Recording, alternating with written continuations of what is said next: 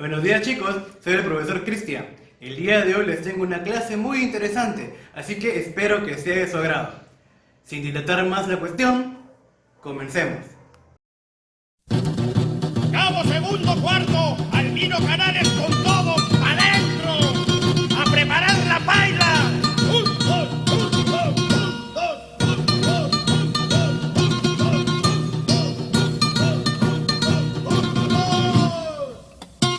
Adentro con la polca, cabo segundo. Ay, ay, ay. ¿Cómo te gustan los militares, no?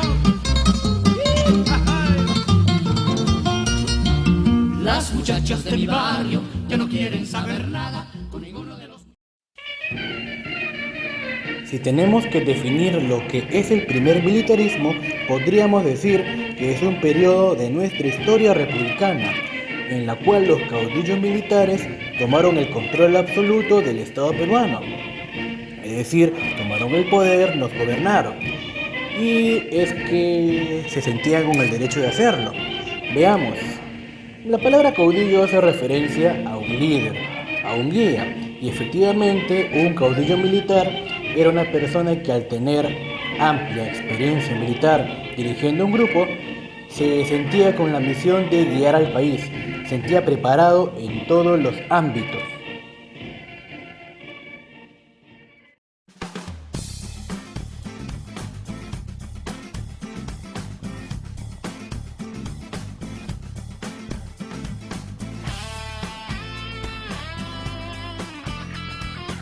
Tenemos aquí una línea de tiempo que nos explica mejor la cronología del primer militarismo.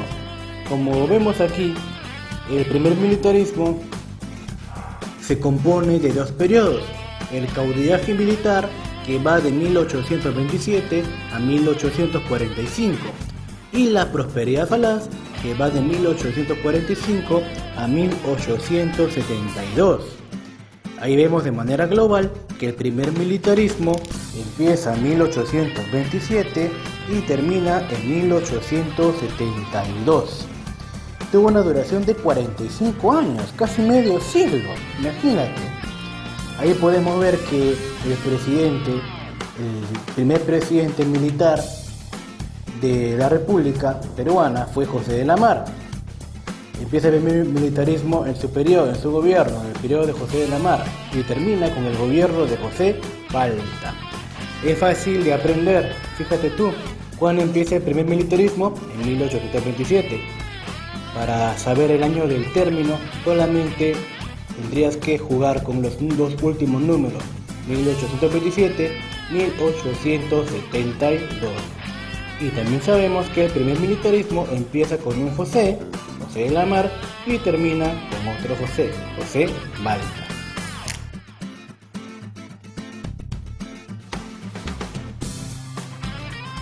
El término primer militarismo fue acuñado por el historiador tacneño Jorge Basadre. Según Basadre, en nuestra historia han existido tres militarismos. El primero es el primer militarismo, valga la redundancia, que comenzó en 1827 y terminó en 1872. Es conocido como el militarismo de la victoria, porque ocurrió luego de la victoria en la batalla de Ayacucho.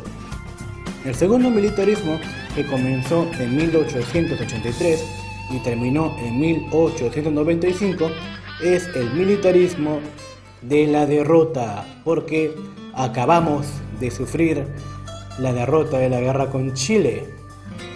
Y por último, el tercer militarismo, el del siglo XX, que comienza en 1930 y termina en 1980.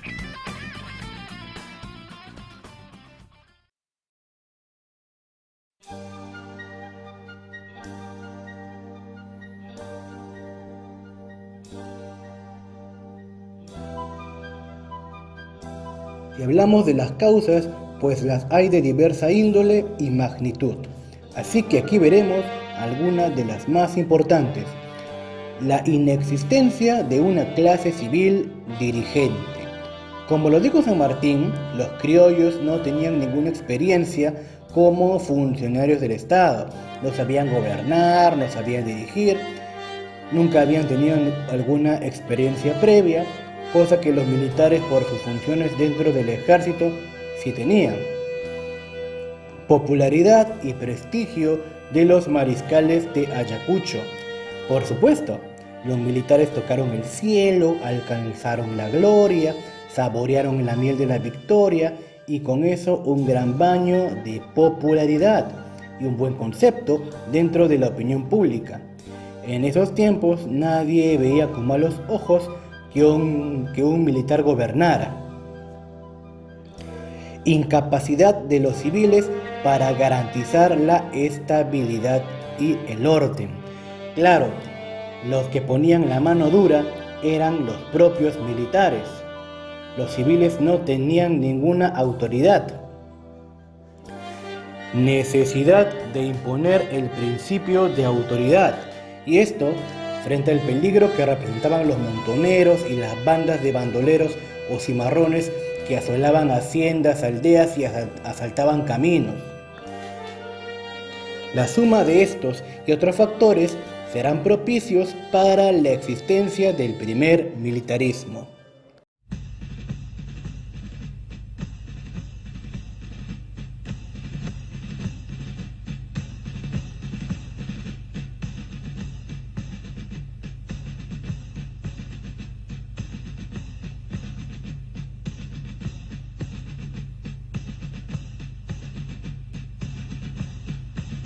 Vamos a explicar las características del caudillaje militar y vamos a empezar con las características políticas. En primer lugar, los caudillos militares llegan al poder mediante golpes de Estado. Por supuesto, dentro del periodo de tiempo que va entre 1829 hasta 1872, hubieron hasta 5 golpes de Estado, 4 exitosos y uno que terminó en una tragedia. Para los golpistas, obviamente, fue un fracaso. Y eso que no contamos la renuncia de presidentes. Por otro lado tenemos, se da el segundo debate doctrinario entre conservadores y liberales. Eso te lo voy a explicar. A ver, el segundo debate doctrinario, ya, entre conservadores y liberales. Bueno, en este debate se discuten qué características debía presentar el Estado peruano, en lo económico, en lo político, en lo social. Y en primer lugar, los conservadores defendían pues al poder ejecutivo. Ellos querían un poder ejecutivo fuerte, que el presidente pues tuviera todo el poder, ¿no?, frente al Congreso, tuviera más autonomía y tuviera más responsabilidades y tuviera más poder, ¿no? En el caso de los liberales, en cambio, ellos defendían el poder legislativo. Ellos querían que el Congreso fuera un contrapeso al poder del presidente para poderlo fiscalizar. En el caso de los conservadores, la mayor parte está en Lima y la costa norte. Ahí tenemos mayormente eran hacendados. En el caso de los liberales, tenemos que estaban ubicados en Arequipa y el sur peruano. Agüita. A ver, los conservadores eran proteccionistas, ¿sí?, ya que ellos pensaban que se debía dar preferencia a la producción local en vez de la extranjera, a la cual le debían subir los aranceles, es decir, el tributo para los bienes importados, ¿no? En el caso de los liberales, ellos se identificaban con el libre comercio, ya que ellos eran exportadores de lana a Gran Bretaña y además estaban recelosos del monopolio comercial limeño. Por otro lado, los conservadores eran autoritarios. Claro, pues no defendían el poder ejecutivo fuerte. Los liberales promovían movimientos separatistas en el sur. Ojo, hablamos de Arequipa, la República Independiente de Arequipa. Ellos promovieron movimientos separatistas, pues. Como económicamente diferían, estaban en contra de lo que querían los conservadores, ellos pues preferían formar su país aparte. Los conservadores defendían el centralismo, que todo dependía de una cabeza. Esa cabeza tendría que ser Lima. Los liberales abogaban por la descentralización del poder.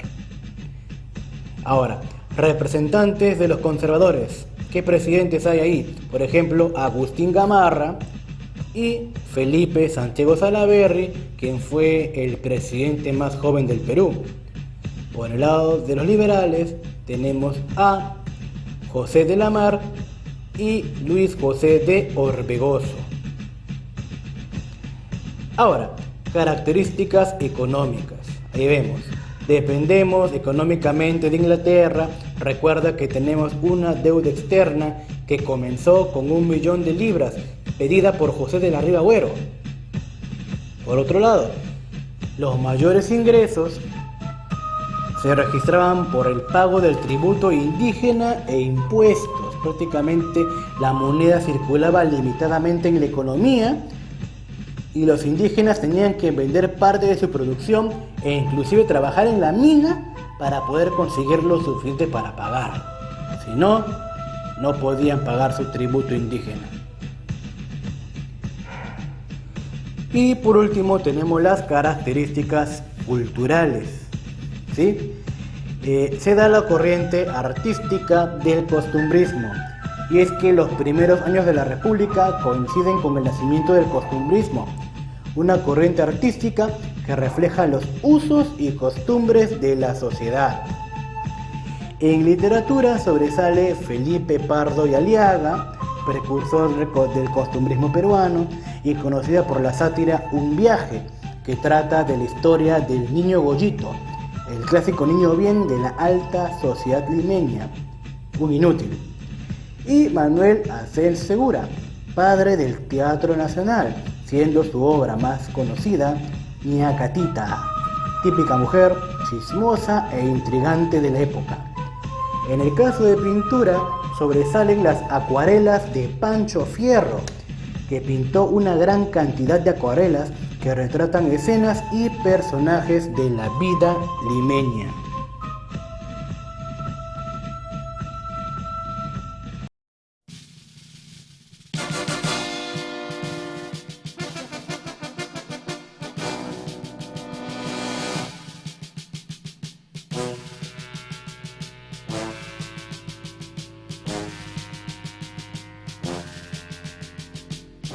Aquí observamos una línea de tiempo con los gobiernos que corresponden a la etapa del caudillaje militar, que es la primera parte del primer militarismo. Cada uno de ellos lo vamos a desarrollar a continuación.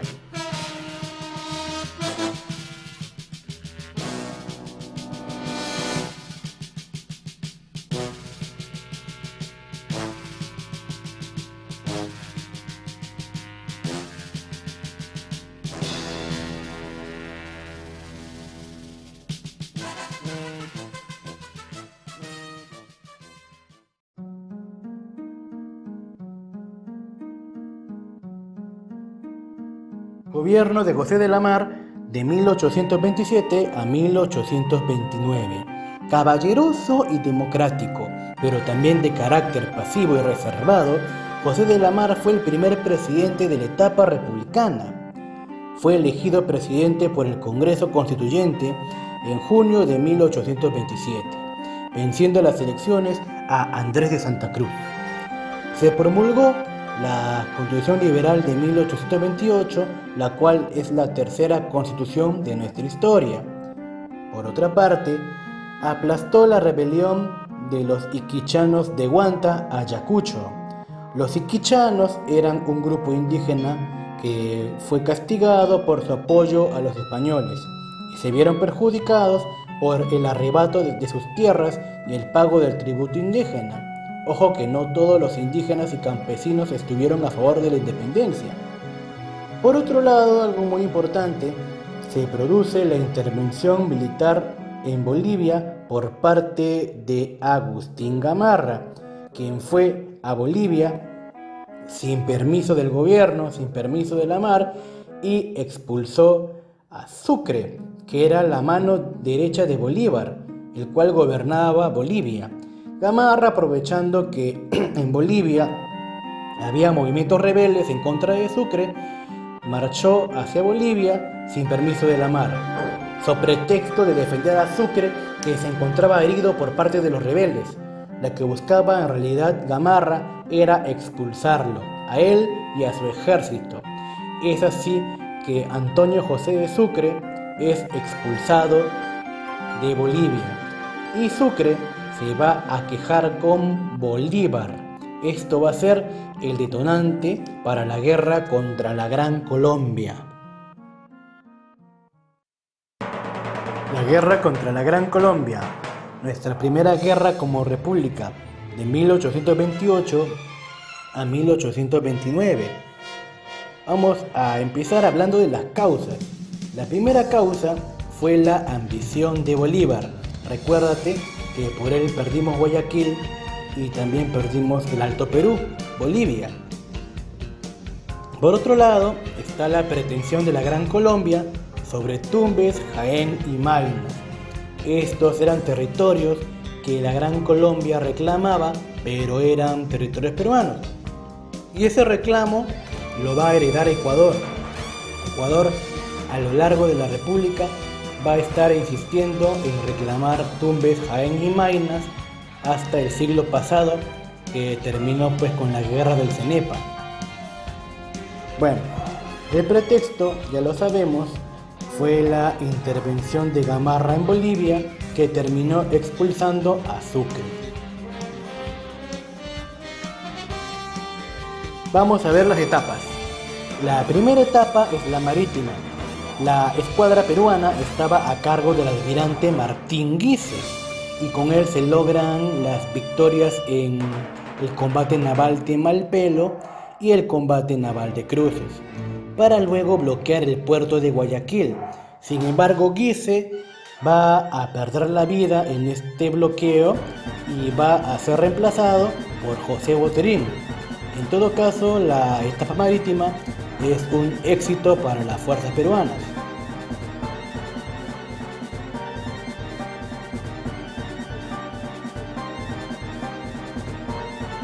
Por otro lado, Lamar y Gamarra se harán cargo de la etapa terrestre.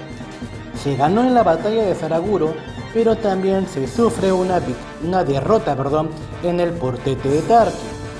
A pesar de haber sido derrotados, se logra acabar con la caballería de Sucre, con la caballería gran colombina, y además los húsares de Junín permiten la retirada de los peruanos. Ellos cubren la retirada de todo el ejército peruano, que va a posicionarse para la batalla final, ¿sí? En esta batalla se produce el duelo épico entre dos militares, el peruano, el teniente coronel Domingo Nieto, y un venezolano, el comandante José María Camacaro, un gigantón que tenía entre sus apodos el llanero invicto de la sabana y el gigante. Este Camacaro lanza un reto a cualquier peruano valiente, ¿no?, para darle fin a esta lucha. Si ustedes ganan, la victoria se la otorgamos a ustedes. Y Domingo Nieto pues salta al duelo, y a pesar de que lo doblaba en tamaño, Nieto lo vence, le clava su lanza. A pesar de eso pues la batalla siguió, ¿no? Aún así, el Perú sacó una ventaja a Sucre.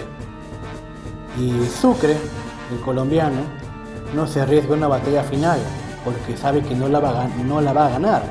Y firma con Lamar una tregua, el armisticio de Girón. Pone un cese a la guerra. Ahora, esto va a ser aprovechado por alguien. Va a ser aprovechado por un general gamarrista, o sea, un simpatizante, un hombre de Agustín Gamarra, el que invadió Bolivia, el que produjo la guerra. Hablamos del general Antonio Gutiérrez de la Fuente, y Lamar es deportado a Costa Rica. Es así que se da el fin de la guerra. Agustín Gamarra, que va a tomar el mando, firma el tratado La Reagual, en la cual La Gran Colombia va a renunciar a Tumbes, Jaén y Maynas, pero el Perú va a renunciar a Guayaquil. Y se piensa que uno de los motivos de la derrota en la campaña terrestre fue el sabotaje que hizo Gamarra.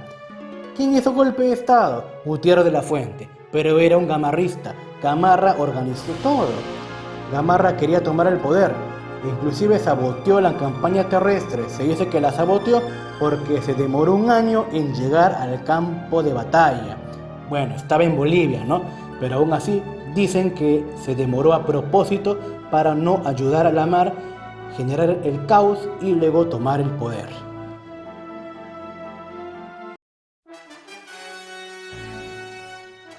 Primer gobierno de Agustín Gamarra, de 1829 a 1833.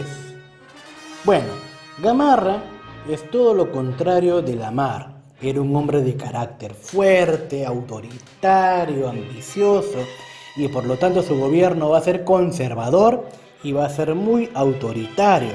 Tanto así que se va a enfrentar constantemente con el Congreso, que quería limitar sus poderes. Él firmó el Tratado de la Reagual, ¿no? En la cual se puso término a la guerra contra la Gran Colombia. Como te había dicho con anterioridad, se enfrentó con el Congreso y justamente por eso es acusado por el diputado Francisco de Paula González Vigil. Él lo acusa de violar la Constitución.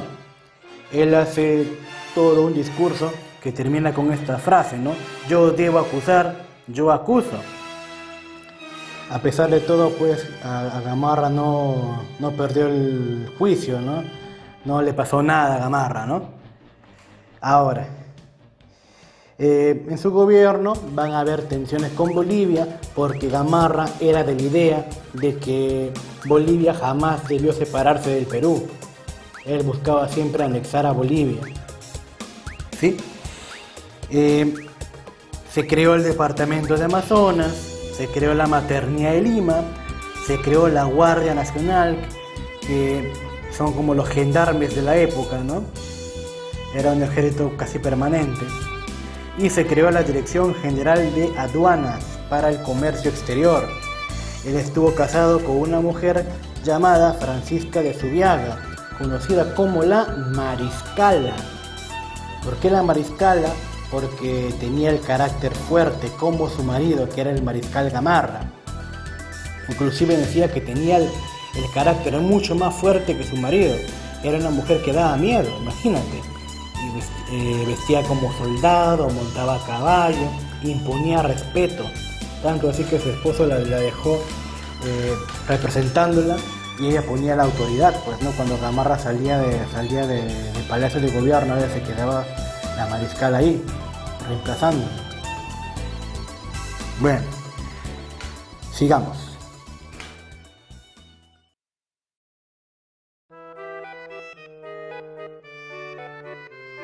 Gobierno de Luis José de Orbegoso, de 1833 a 1836. Ese señor, que en sus tiempos de soltería era considerado un gran partido por pertenecer a una familia de estirpe y también de plata, ¿ya? Tuvo un gobierno liberal. En su gobierno se promulgó la Constitución Liberal de 1834 y se creó la beneficencia de Lima para la gente pobre. Orbegoso fue bastante timorato, de carácter débil, tanto así que en su gobierno se produce una guerra civil, la guerra civil de 1834. Sí, miren, lo que pasa acá es que Orbegoso, previendo una revuelta, se esconde en el Real Felipe. Tenía miedo de que le hicieran un golpe de estado. Se escuchaba voces que podía haber un golpe de estado promovido por gamarristas. Entonces, ¿qué hizo él para prevenir? Empezó a relevar a gamarristas de altos cargos, es decir, empezó a reemplazarlos por otras personas. Esto trajo como consecuencia el golpe de estado de Pedro Pablo Bermúdez. Él hizo un golpe de estado no Gamarra, sino un hombre de él, un partidario. Gamarra jamás lo hace directamente, lo hace a través de sus hombres. Entonces por eso es que se da el golpe de estado de Pedro Pablo Bermúdez, porque Orbegoso, temiendo un golpe de estado, empieza a reemplazar a los gamarristas que tenían puestos altos por gente de su confianza. Bueno, sin embargo, Bermúdez se va a quemar, porque desgraciadamente Bermúdez no cuenta con el apoyo de toda la población. Inclusive Arequipa, la República Autónoma de Arequipa, se va a declarar fiel a Orbegoso. Acuérdate que Arequipa era liberal, como él. Y Lima, imagínate, Lima, la conservadora Lima, se mantuvo en contra de Bermúdez. Prácticamente Bermúdez se queda solito y tiene que retirarse a la sierra o continuar su guerra, ¿ya? Orbegoso, sin haber disparado un fusil, sin haber peleado una batalla, regresa triunfante a Lima. Acuérdate que él estaba escondido en el Real Felipe. Y bueno, se producen varios frentes de guerra en el norte, en el sur, en el centro. En el norte tenemos gente fiel a Orbegoso. Por ejemplo, a Juan Francisco de Vidal, conocido como el primer soldado del Perú. A Felipe Santiago Salaverry, el presidente más joven del Perú más adelante. En el sur tenemos ahí al Domingo Nieto, el que le ganó al gigantón Camacaro, que apoyaba al gobierno. Él se enfrentó contra Miguel de San Román, que era un hombre de Bermúdez, un golpista, ¿no? El Cholo San Román le llamaban. En el centro estaba Orbegoso, ¿no? El presidente, luchando contra Pedro Bermúdez, ¿no? Contra los golpistas. Y bueno, ¿cómo termina la guerra civil?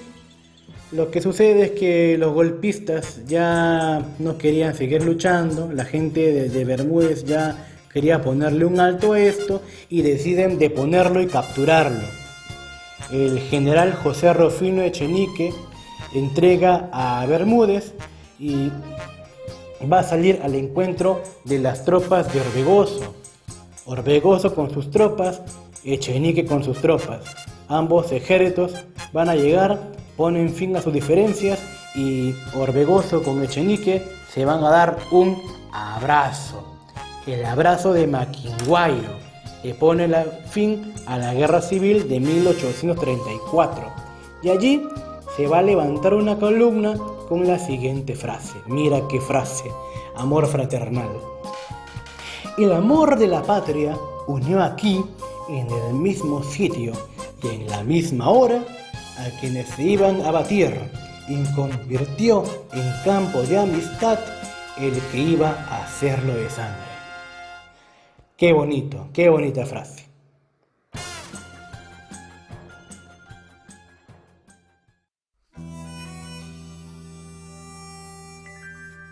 Si hablamos de las consecuencias para los implicados en la guerra civil, pues tenemos que a Pedro Pablo Bermúdez le regalan un boleto de ida hacia Costa Rica, mas no el de regreso.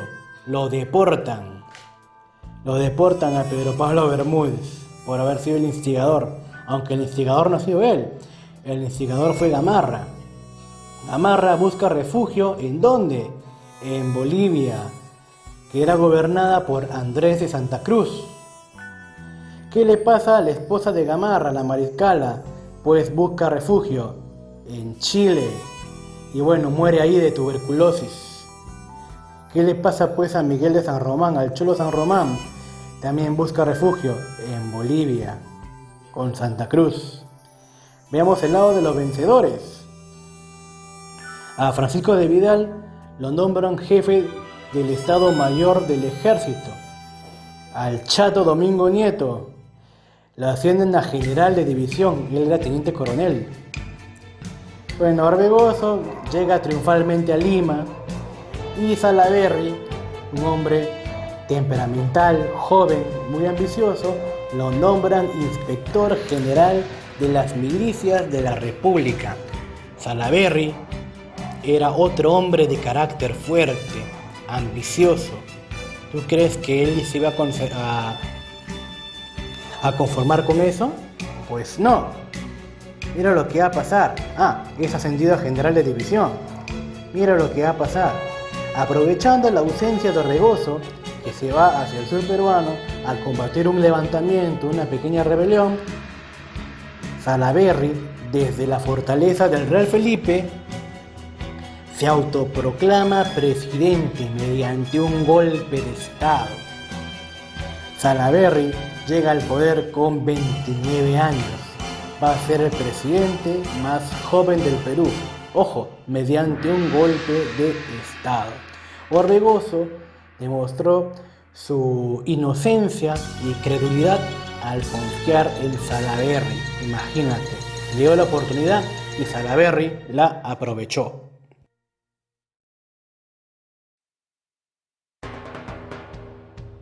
Gobierno de Felipe Santiago Salaverry, 1836. Basadre denominaba a Felipe Santiago Salaverry como un meteoro fugaz en la historia republicana, ya que a pesar de haber gobernado un año, dejó una huella imborrable. Salaverry era un hombre astuto, era un hombre, se puede decir, ambicioso, pero también era de carácter fuerte, autoritario, rudo, se puede decir hasta de mal genio, pero también muy valiente. Y su gobierno se caracterizó por ser conservador y muy autoritario, prácticamente su palabra era ley. Y fue el presidente más joven del Perú, llegó al poder con 29 años. Él decretó, por ejemplo, la pena de muerte a ladrones y bandoleros, y ahí te puse una imagen del negro León Escobar, que fue un bandolero, según una tradición peruana, que llegó a ser presidente del Perú por un día, aprovechando que Salaverry se fue a combatir en una batalla, ¿no? Tuvimos un presidente negro por unas horas, ¿no? Hasta que se retiró del Palacio de Gobierno porque ya le habían pagado un rescate. Salaverry también decretó la pena de muerte para funcionarios corruptos. Imagínate la cantidad de funcionarios muertos que hubiéramos tenido con esa ley en la actualidad. Sería un escándalo, ¿no?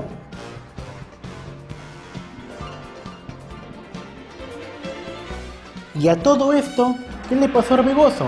¿Se quedó tranquilo en casa aceptando que le hicieron un golpe de estado? Pues no.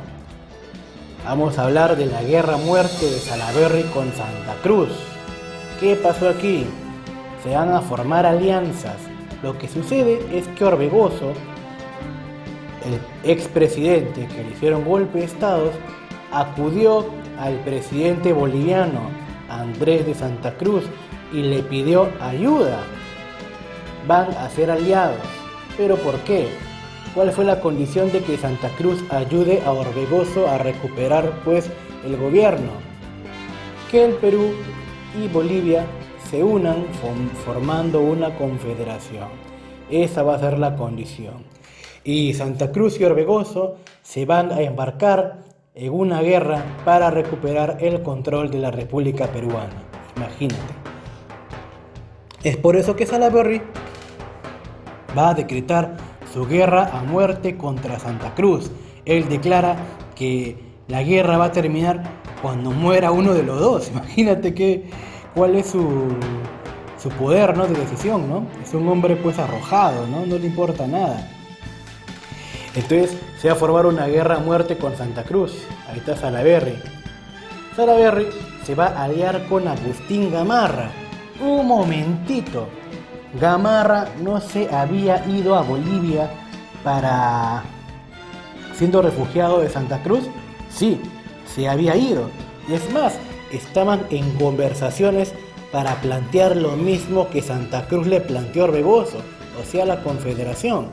Pero Santa Cruz le sacó la vuelta, pues, imagínate, le sacó la vuelta pues a Gamarra y le sacó la vuelta con Orbegoso. Imagínate lo que le diría Badaún a Santa Cruz, ¿no? Le sacase la vuelta a Gamarra con Orbegoso, imagínate. Por eso Gamarra, todo despechado, se va a unir con Salaverry.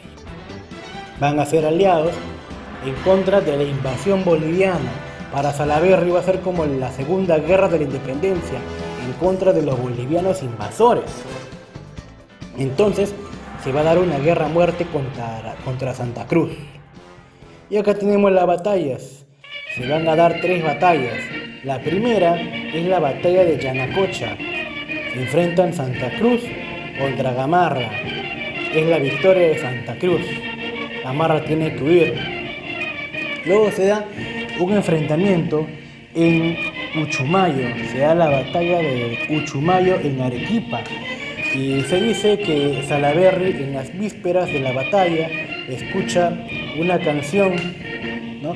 Una canción militar, y al maestro le dice: me gusta la canción, a partir de ahora quiero que mis tropas al marchar toquen esa canción. Esa canción se va a llamar la Salaverrina, más conocida actualmente como el ataque de Uchumayo. Imagínate Salaverry en la batalla, pues aturde a sus enemigos con esa marcha militar. Le sirvió para sorprenderlos, ¿no? Con la marcha militar del ataque a Uchumayo. Ahí Salaverry se enfrenta contra el boliviano Vallivian y es su victoria de Salaverry. Sin embargo, Salaverry es derrotado en la batalla de Socabaya en Arequipa frente a Santa Cruz, en la batalla final, el final boss.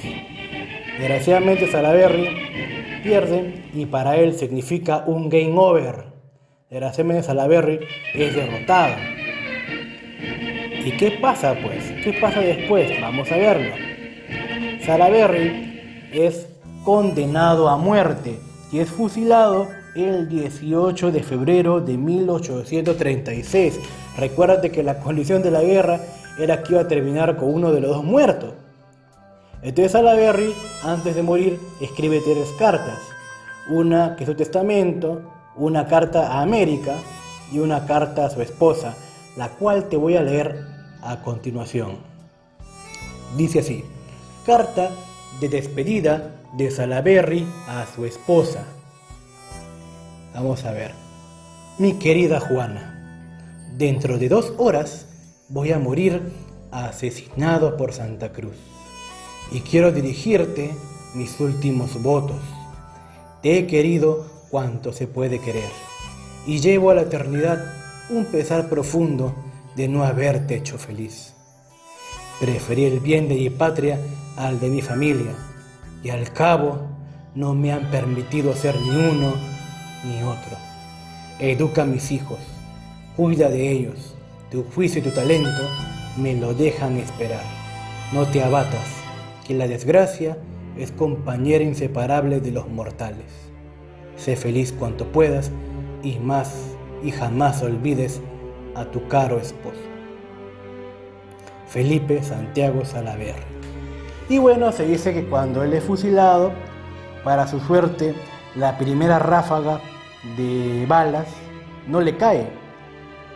Le disparan y la gente que lo acompañaba, ¿no?, cae muerta, menos él.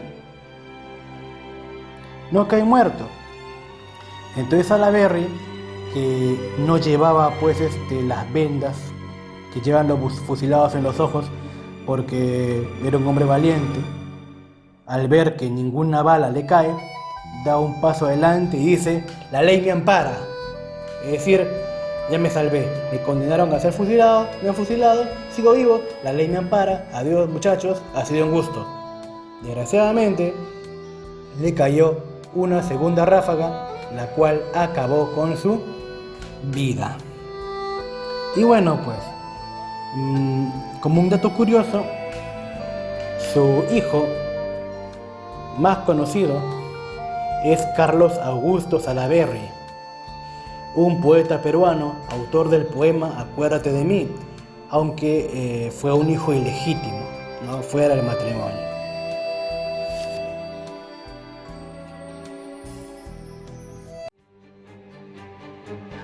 Muerto Salaverry, derrotado en la batalla de Socabaya, Santa Cruz pudo formar, gracias a la alianza que inició con Orbegoso, la Confederación Perú-Boliviana, que se va a durar desde 1836 hasta 1839, iniciándose un nuevo capítulo en la historia de la República del Perú.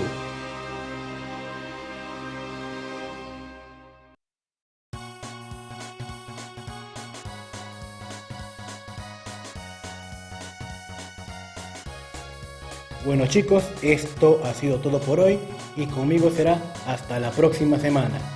Cuídense mucho, nos vemos. Chao.